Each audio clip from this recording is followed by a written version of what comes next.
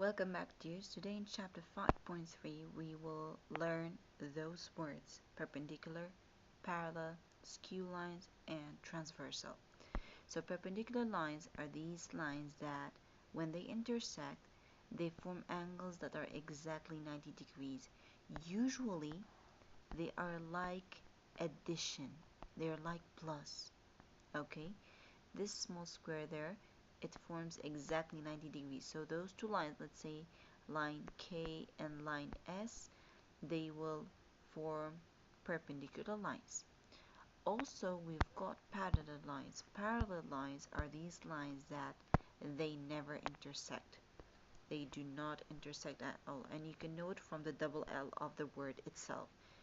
The more you extend the L, the more they do not intersect. Okay, dears? Now, going to skew lines. Skew lines, they are not parallel, okay, and they do not intersect. So when we say skew lines, they do not intersect, we do not mean that they're parallel. No, they are not parallel, and they do not intersect. Why is that? Because of their different planes. They lie in different planes, okay? As you can see here in this building, okay, these are the skew lines, the orange ones. Here, this part, okay, and with this part. This is the inside part of it, and this is the outside part. It's a 3D figure. They never intersect. There's a huge gap between them. That it will tell me that those two are the skew lines. We also have transversal line. So what is a transversal line? This is very important here now.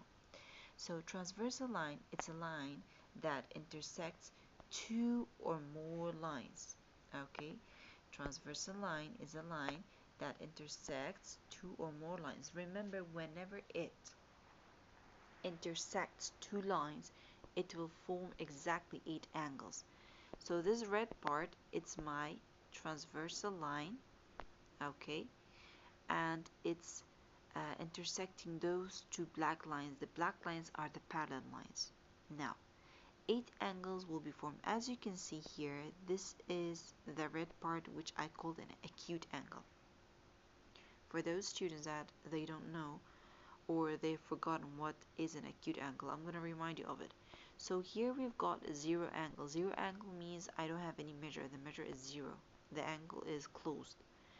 Whenever it's less than 90, it's like this, okay? It's called an acute angle.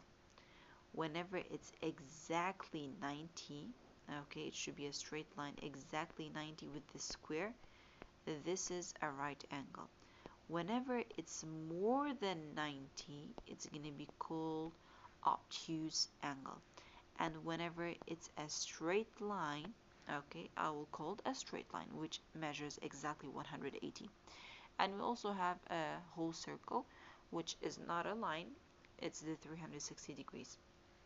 Now, dear students, take a look at the figure again. The red parts, okay, so this B here, it's an acute angle. If I take a look at D, D is also an acute angle. And also, if you remember in the other section that we studied, we talked about vertical angles. So B and D, those two angles will be congruent to each other. But in here, whenever I have a transversal, I directly say all the acute angles will be congruent with each other. Now, if B is acute, angle B is congruent to angle D, and angle Y is congruent to angle T, that means all the acute angles are congruent to each other. What is angle A then? Angle A is an obtuse angle. As you can see, dear students, it's open very widely. This one is more than 90 degrees. It's an obtuse angle. The one opposite to it, okay, angle C, it's also obtuse angle. Directly we say angle A is congruent to angle C, so as angle X is congruent to angle Z. So we say that obtuse angles in a transversal, they are also congruent to each other. Now, as you can see, angle A and angle B, both of them, the acute angle and the obtuse angle, if you add them up together, you will get exactly 180 degrees. So we say acute angle plus obtuse angle, it will give me exactly 180 degrees, which I call it what? Supplementary angles. And this is the whole subject about 5.3.